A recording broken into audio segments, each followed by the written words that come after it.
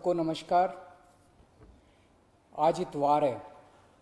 हर हफ्ते हम लोग इतवार के दिन सब लोग दिल्ली के लोग बैठ के तय करते हैं कि लॉकडाउन को आगे बढ़ाना है कि नहीं बढ़ाना, बढ़ाना है तो कितना बढ़ाना है। अभी जो मौजूदा लॉकडाउन है वो कल सुबह 5 बजे ख़त्म हो रहा है। आज फिर से हम सब दिल्ली के लोगों को तय करना है कि लॉकडाउन बढ़ना चाहिए या नहीं बढ़ना चाहिए, अनलॉक होना चाहिए नहीं होना चाहिए। हम सब लोगों को मिलकर ये तय करना है। अप्रैल के महीने में जब ये सेकंड वेव पूरे देश के अंदर आई थी, इतनी खतरनाक वेव थी। दिल्ली सबसे पहला राज्य था जिसने, हम सब लोगों ने ये देखा कि ये वेव बहुत खतरनाक है और सबसे पहले लॉकडाउन देश के अंदर दिल्ली में लगाया गया। उस वक्त ऐसा लग रहा था जब ये वेव आई थी और इतनी तेज़ी से केसेस बढ़ रहे थे कि पता नहीं ये वेव कितने दिन चलेगी, इस वेव से जीत पाएंगे नहीं जीत पाएंगे, कैसे होगा, क्या क्या होगा। लेकिन एक महीने के अंदर 20 अप्रैल को हम लोगों ने लॉकडाउन लगाया था। लगभग एक महीने के अंदर आप सब लोगों के, दिल्ली के लोगों के अनुशासन और दिल्ली के लोगों की मेहनत और संघर्ष की वजह से आज कोरोना की ये वेव, जो कि सबसे खतरनाक थी अभी तक, ये कमज़ोर होती नज़र आ रही है। मैं ये नहीं कहूँगा कि हमने युद्ध जीत लिया है, अभी काफ़ी बाकी है, लेकिन अब हम, ऐसा लग रहा है कि इसके ऊपर काबू पाते हुए नजर आ रहे हैं। अप्रैल के महीने में एक दिन ऐसा आया था जब संक्रमण दर 36% पहुंच गई थी। यानी कि 100 लोगों की हम टेस्टिंग करते थे तो 36 लोग उसमें पॉजिटिव मिलते थे। पिछले 24 घंटे का मैं आपको आंकड़ा बताऊं तो ये संक्रमण दर 2.5% के भी नीचे चली गई है। यानी कि अब 100 लोगों की हम टेस्टिंग करते हैं तो उसमें 2.5 लोग संक्रमित पाए जाते हैं और 97.5 लोग ठीक पाए जाते हैं। इसका मतलब संक्रमण काफ़ी कम हो गया दिल्ली के अंदर। अप्रैल के महीने में एक दिन ऐसा था जब 28,000 केस एक दिन में आए थे। 28,000। पिछले 24 घंटे में 1600 केस पाए गए हैं दिल्ली के अंदर। 28,000 से 1600। तो दिल्ली के अंदर कोरोना की रफ्तार काफ़ी कम हुई है। पिछले एक महीने में कई सारी समस्याएं आई। उन सारी समस्याओं का हम सब लोगों ने मिलकर मुकाबला किया। दिल्ली के 2 करोड़ लोगों ने एक परिवार की तरह मिलकर मुकाबला किया।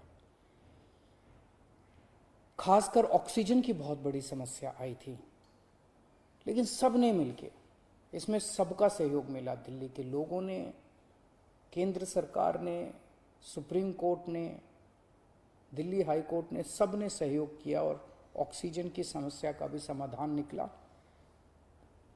अब वैक्सीन की बड़ी प्रॉब्लम आ रही है, वैक्सीन की बहुत कमी महसूस हो रही है, लेकिन मुझे विश्वास है जैसे हमने बड़ी बड़ी समस्याओं का समाधान किया है, ऐसे वैक्सीन की समस्या का भी समाधान निकलेगा। हम मिलकर निकालेंगे। वैक्सीन की जो कमी हो रही है, मुझे पूरी विश्वास है इस कमी को भी हम सब लोग मिलके ठीक करेंगे।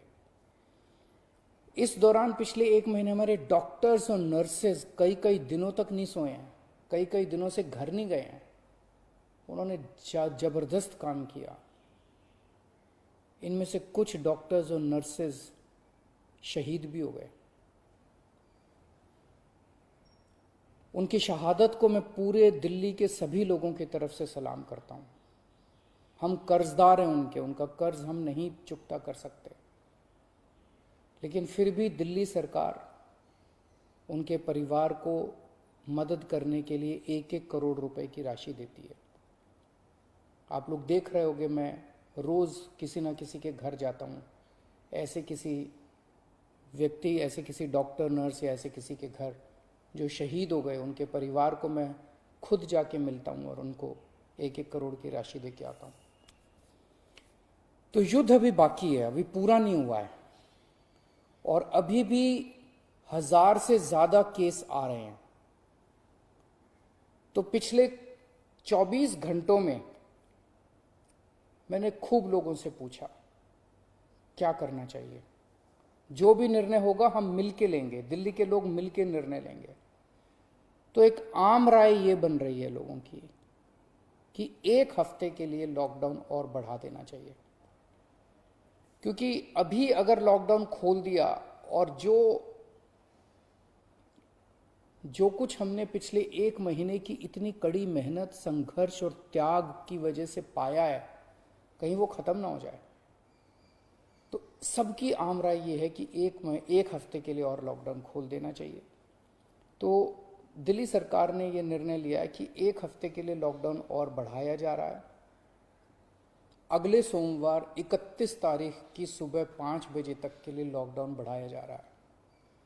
अगर केसेस के घटने का सिलसिला इसी तरह से जारी रहा अगले 1 हफ्ते भी, मेरा आप सब लोगों से अपील है, निवेदन है, जैसे आपने अभी तक सहयोग किया, आपने अभी तक कठोर अनुशासन का पालन किया, लॉकडाउन को फॉलो किया, इसी तरह से आप आगे भी जारी रखेंगे, कोरोना के नियमों को आगे भी फॉलो करेंगे। अगर इसी तरह से केसेस के कम होने का सिलसिला जारी रहा तो 31 तारीख से फिर हम अनलॉक की प्रक्रिया चालू करेंगे। एकदम से अनलॉक करना ठीक नहीं रहेगा, तो वो भी धीरे धीरे कुछ गतिविधियों को 31 तारीख से फिर हम खोलना चालू करेंगे। लेकिन अभी सबकी राय के मुताबिक, मैं दिल्ली के लोगों की राय के मुताबिक 1 हफ्ते के लिए हम लोग लॉकडाउन और बढ़ाने जा रहे हैं।